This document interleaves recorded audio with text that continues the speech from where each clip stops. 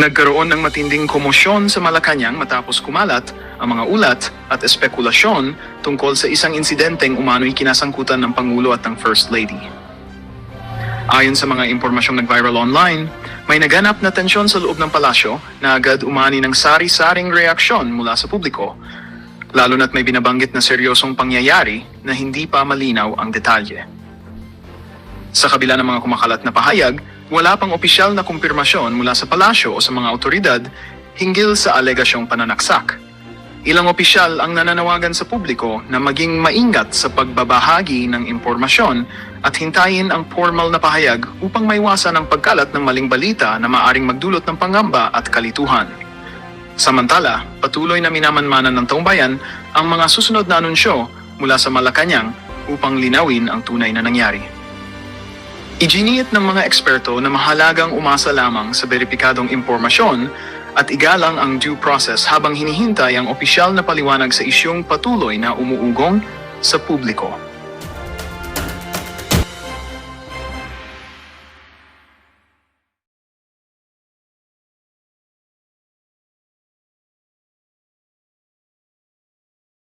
Sinungaling ka! Sinungaling ka! Sinungaling ka! He is not ahead of some reputable business. He has no profession.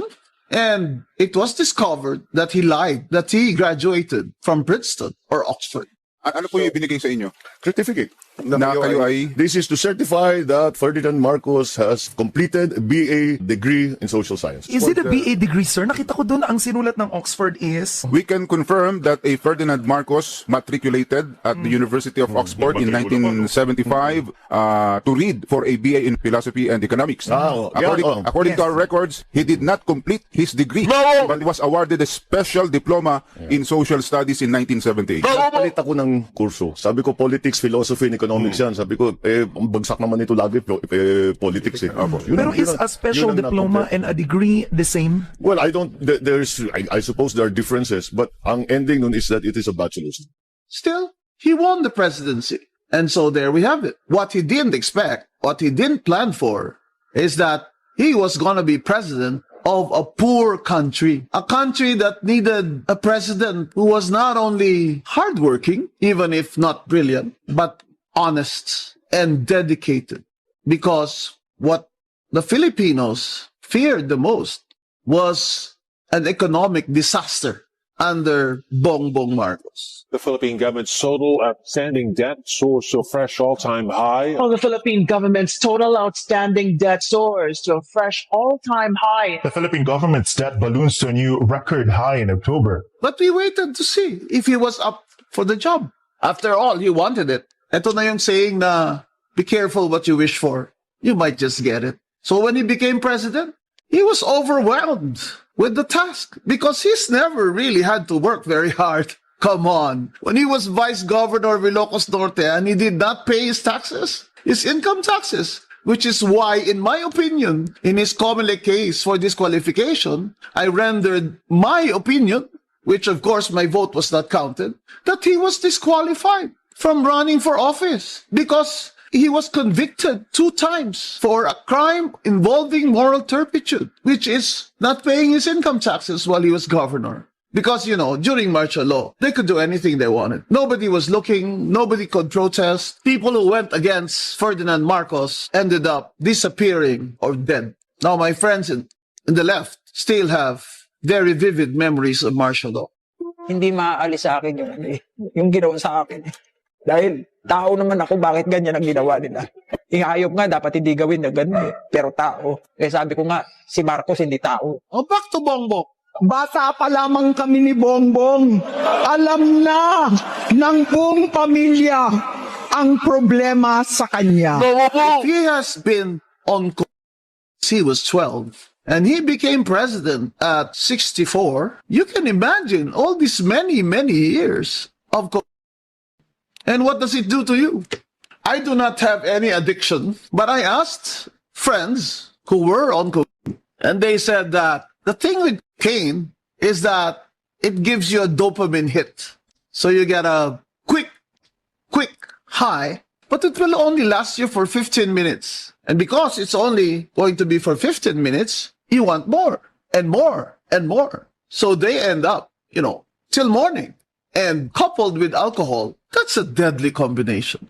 Now, I don't know if you can flush that out of your system by going somewhere abroad and detoxifying your system. I don't know. But how many times in 3 years did we hear that somebody in Malacanang went abroad for whatever, or that took a break, or on leave from the public view?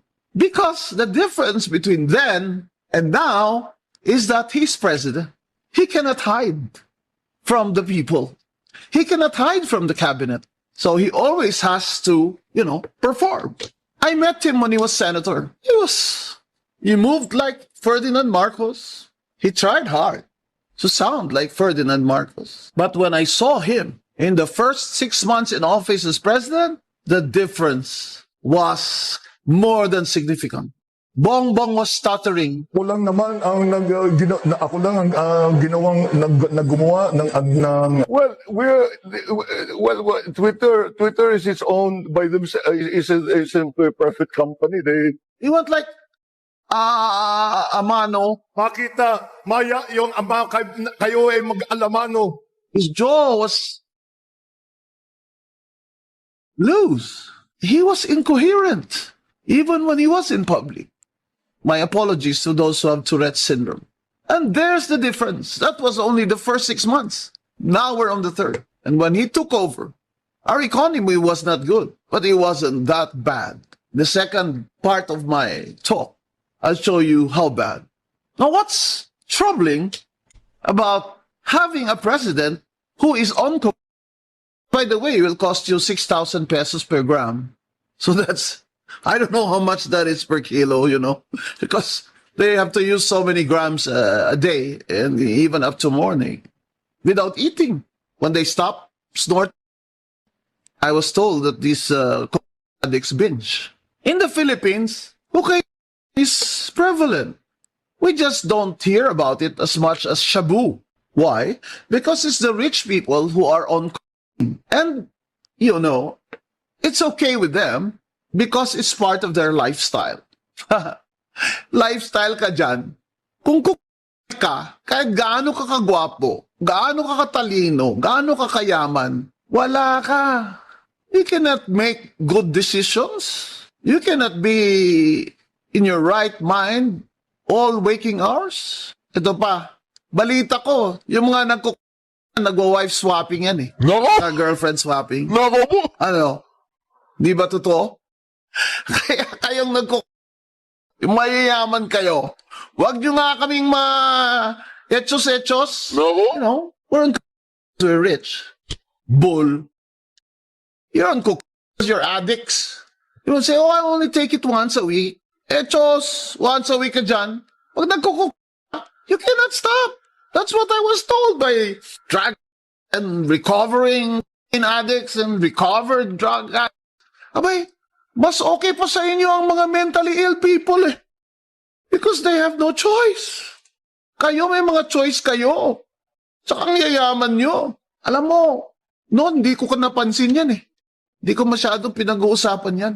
Until BBM ran for president. At takot ako. Tinilabutan ako. Although nobody said it up front that they had personal knowledge until Senator Amy Marcos came out. It was common knowledge. And even barkada, they all know. Ibang circles, in the circle nila ng mga rich people, it was common knowledge. Kinilabutan ako.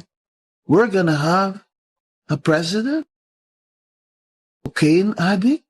Ninervyos ako. Pero sabi ko, baka naman.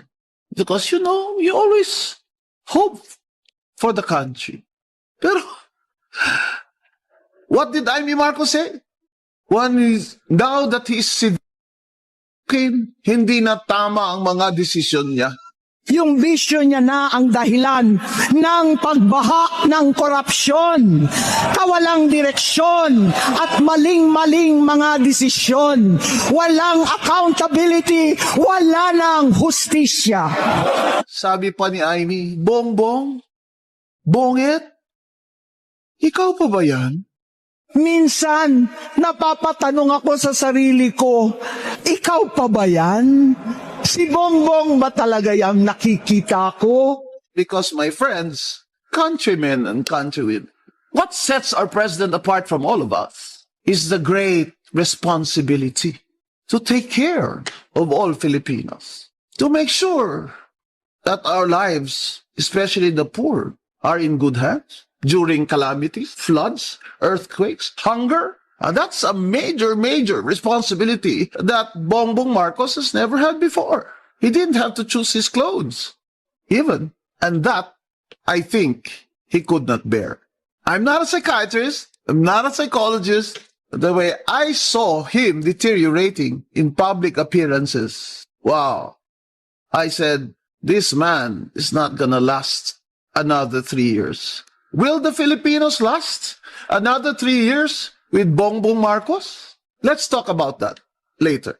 His rumored drug addiction was very obvious, such that in the campaign for Leni Robredo, you will remember that I went up the stage in several rallies. I was the only party list nominee who was invited to go up the stage in Leni Robredo's rallies in Cabanava, and where I said, Hindi kami bangag! Hindi kami bangag! Hindi kami bangag! Hindi kami bangag! Hindi ako bangag. Si BBM bangag. Which is a, common term, di ba? We even use it as a joke. Ano ka ba? Bangag ka ba? At hindi ka nagfo-focus dyan, di ba? Pero, kayong mga bumoto sa kanya, nagsisisi man kayo ngayon o hindi, alam nyo na.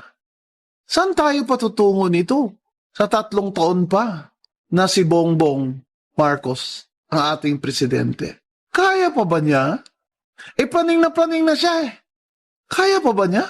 Kaya pa ba niya na half of the Filipinos, according to a survey, are suffering from hunger or have experienced hunger? Kaya pa ba niya na more than 2 million Filipinos are unemployed?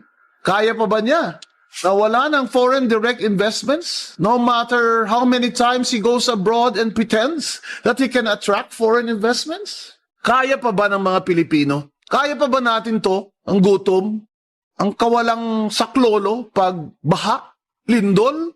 Kaya pa ba natin na absentee ang ating presidente at hindi natin mapapagkatiwalaan? Kaya pa ba ni Bongbong Marcos ang susunod na 3 taon ng mga problema ng bansa? Ang tanong sa atin, sa mga Pilipino, kaya pa ba natin tiisin ito? Kaya pa ba ni Bongbong Marcos ang next 3 years, kung ganyan ang state ng mental state niya, tsaka state of health niya, at tsaka state ng kanyang paranoia, kaya pa ba niya in 3 years? What keeps him going, do you think? No? Kung hindi talaga serve the people ang kanyang motto, what really keeps him going is self-gratification. Nakita mo naman yung taong lumaki sa Maragya, di ba? Wala nang kailangan magtrabaho or purpose in life, hindi ba? Kasi ang laki din naman ng pressure, no? Di ba? Tatay mo si Ferdinand Marcos, number 1 sa bar. Parang, di ba? Grabe naman pressure yun. Kaya ganyan yan, si BBM. Ha? Ito na naman, sa psychiatrist na naman ako. Let's back to the figure, bro. Go back to the figures, ha? Tingnan nyo kung kaya pa to ni BBM. Foreign direct investments bagsak by 40.5% this year. So, ng 2022, net foreign direct investments, US dollars 9.2 billion. 2024, 8.93 billion. August 2025, todo bagsak, 494 million. Abay, kung negosyo ito sarado nyo na yung tindahan nyo.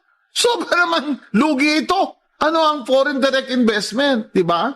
Yun yung mga nagpapasok ng capital dito sa ating bansa na galing sa labas. O, example, yung mga gagawa ng mga factory dito. O kaya magtatayo ng mga hotel dito galing sa labas ng bansa ang mga kapital. 40.5% ang bagsak, halos kalahati. Bakit? Hindi ba klaro pa? Klaro na yan. Obvious na yan. Dahil sa corruption. Which is already world famous na tayo. Mr. President, world famous ka na. This is the worst country sa corruption. Sa corruption index ngayon, rank 33 na ang Philippines. O, di ba? May valedictorian ka talaga, BBM. Rank 33 sa 100 countries, Top 33 sa corruption. Pero hindi lang yun. We are a poor country. We are a poor country, tapos mataas yung corruption, tapos yung mismong gumagawa ng budget natin, which is Congress, yung mismong magnanakaw sa flood control lang. Ang total ng mga infra at saka flood control, saka substandard na mga projects dahil sa kickbackan, di ba ang total nila is around 1.9 trillion?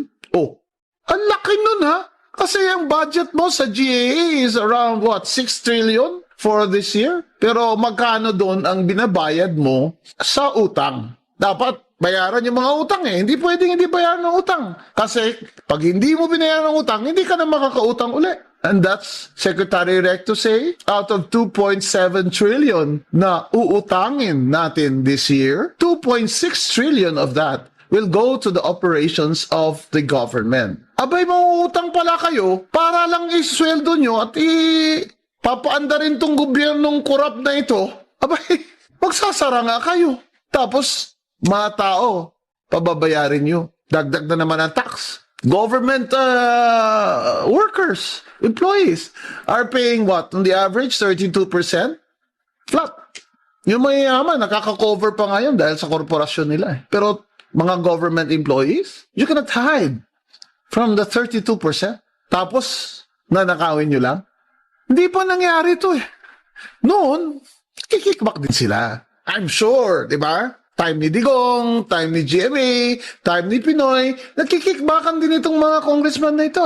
Pero now, malala na sila. Unbridled, greed. Congress became a marketplace. That's what some Congress people told me. Imagine, you see them around. They're all walking around, visiting each other while the session is going on. What do you think they talk about? Whispering. Yung pala yung meron kang allocation dun sa 900,000. Bilhin ko na lang yan sa'yo. Bigyan na lang kita ng 10%. No sweat ka na.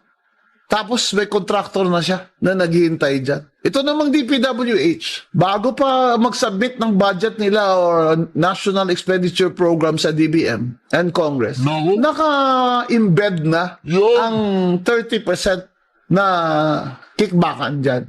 So, everything is overpriced. That's what Leandro Legarda also disclosed, di ba? And DBM knows that. The secretary knew that. Pero ano magagawa mo kung ang Speaker of the House ay pinsang buo ng presidente? And sabi ni Chavit Singson, nung inimbita ko, Unity, akala ko nililisin na lang pangalan nila. Hindi, nilampasan pa niya ang tatay niya Boy, nalamangan mo pa ang tatay mo. Bongga ka. Sa 27 years or so ng tatay mo, ganito lang ang nakuha niya. Ikaw, 3 taon pa lang. Bongga ka. Because the difference between Ferdinand Marcos then and Ferdinand Marcos Jr. now is Martin Luther King Romualdez. That's the difference. Because Bongbong is, is submissive. He's soft, in other words. Diba? Sabi nga, mabait nga. Kasi, diba, he's parang meek. Diba? Sa English, meek. Here comes his first cousin who will promise him na ako ang backer mo. Ako ang kapitan. Diba? I will be your whip. O, diba? So, that's the scenario. Happy naman si Bongbong because he doesn't have to lift a finger. Ang karakitan, ginawa na ni Martin Luther King. Kasama, of course, si Saldi Co. At lahat ng mga congressman dyan at congresswomen na mga korap, mga magnanakaw kayo. Ang sabi ni Vince Dizon, mga hayop. Yung sinasabi ng ating Pangulo, na talagang ito, kahayupan na ito. Hindi tao itong mga taon to. Kung sa Ilonggo pa, mga animal. O hurnal ka mo, mga wayhuya. Wala kayong hiya. Bakit naman sila may hiya? Naging parang Merkado. Sabi nga ng isang friend ko, naging Olympic Games. Nung paramihan ng kurakot. Grabe, pabilisan ng... Proud pa sila. Kaya yung flood control projects, ghost. Kung meron man, substandard. What do you expect? 30% ba naman ang kickback? Siyempre, ang materyales, substandard. Ito, insertions. Di ba? Ang sabi ni Diskaya, ang mga insertions, bawat congressman na naglalagay ng insertion, may 5%. May bongga. Kaya kayo insertion na insertion pala. Insertion ginagawa nila sa BICAM. Yung meeting nung Senate Finance Committee tsaka House of Representatives Finance Committee. May small committee din doon sa House of Reps. Tapos pagkatapos na pasa nila yung budget doon, aakyat na sa Senado. Tapos magba-bicameral conference na bago na ipasa ng final. Diyan, hindi pwedeng si Senator Grace po ay magsabing wala siyang kinalaman dyan. Malaki talagang binabayad natin at nakakagalit yung mga nangyayari. Kaya bato-bato sa langit talaga. Kasi bakit si Saldico sa Appropriations Chair ng House of Representatives may kinalaman? Yung Senate Finance Committee Chair pa kaya? Sagutin niya. Kung hindi totoo, sagutin niya. Kasi nakakapaghinala dahil tumakbong party list ang anak niya. Kaya yan ang problema sa political dynasty. Ang hirap talaga, gaya ni Bongbong at ni Martin. Gusto talaga till the end of time, yung mga anak nila, kamag-anak nila, lahat pipwesto. Para ano? Para ano? Not only for power, but for money. How much money? They don't care if you are hungry. They don't care if the poor do not get health care. They don't care if children die because they cannot have surgery in the Philippine General Hospital or the Heart Center. They don't care if you don't have jobs. 2 million Filipinos are unemployed. They don't care. 14 million Filipino families are hungry. Bongbong and Martin do not care. They talk about giving away all these funds as if it's theirs. Diba? Kita nyo naman si Martin, no? Bongga pa. Yung parang, yay! Gaganon-ganon pa siya, diba? Oh, 5,000 pesos! Ginawa pang rapol-rapol yung pera natin. Hayop kayo. Bayad kami ng bayad ng tax. Tapos ginaganyan nyo. Tapos pag nabuking kayo, masama pa kami. Politika lang kami. Politika, kaya kami ganyan. May pinapanigan kami. Tingnan mo. Nasaan si Martin Romualdez ngayon? Di ba? He's nowhere to be found. Anong klaseng investigation committee yan? Yung ICI? Nag-excuse me si Romualdez, payag naman sila. Ba, gusto pa pumunta sa ibang bansa, magpapagamot daw. Ano bang sakit mo? Sakit sa katinang kamay ang sakit mo wala namang gamot dyan. Dito ka lang magpagamot, pwede na yan. Ngayon, mga kababayan, sino ang dapat managot? Yan ang tinatanong natin sa mga rally. Bakit hanggang ngayon wala pang mananagot? Kasi si Martin Romualdez ang tinutukoy na mastermind ni Saldico. Kaya nila pinaalis si Saldico. Ako, I believe Saldico. Ako, I believe Gutesa kasi nag-corroborate sila ng statement ni Saldico na nag-deliver sila ng pera. Mali-maleta at ilang sasakyan na pera sa bahay ni Romualdez. At sabi ni Saldico, sa bahay ni Bongbong Marcos mismo at sa Malacanang. Saka yung 100 billion in insertions, sabi ng mga tagapagtanggol ni BBM, bakit pa niya i-insertion yung 100 billion na yan dun sa BICAM? Kayang-kaya na namang ipasok yun sa NEP. Yung senaryo ganito, tapos na yung NEP, na-realize niya, aba, wala pala siya. Sila lang kikita, siya hindi kikita. So kaya inutusan niya. Ngayon si DBM Secretary Amina, sabihin mo kay Saldico, 100 billion sa akin, 25% kickback, 20 billion. Then Saldi said that he asked the two undersecretaries in Malacanang if it's really the order of the president. And they said yes. And then he asked Martin Luther King Romualdez if this is true. And what did Martin Luther King Romualdez say? What the president wants, the president gets. Meaning he confirmed it. Saldico, at choy lang yun ni Romualdez. Tingnan mo naman yung tsura. Bilyonaryo na kontraktor doon. Gusto pa ng more money, kaya nag-party list. Yan dapat yung anti-political dynasty law. Ipasa nyo na yan, Speaker D. Tsaka ako, gusto ko yung ginagawa mo. Kahit ikaw din, numero 1 ka rin may political dynasty dyan. Pero, nanggagaling sa'yo. Hindi ko lang alam anong itsura ng political dynasty law na yan. It is mangled to death. No? But, at least, it's a start. Diba? Dahil dyan, sa 2025 election na yan, kaya tayo ninanakawan ng todo nitong Martin Luther King at ng administration ni BBM. Kaya nagsalita na sila ngayon. Hindi natin i-excuse si Saldico. Mananagot din siya. Pero naniniwala ba ako sa kanya? Yes, naniniwala ako sa kanya. And I hope that he stays alive and that there will be some way that he can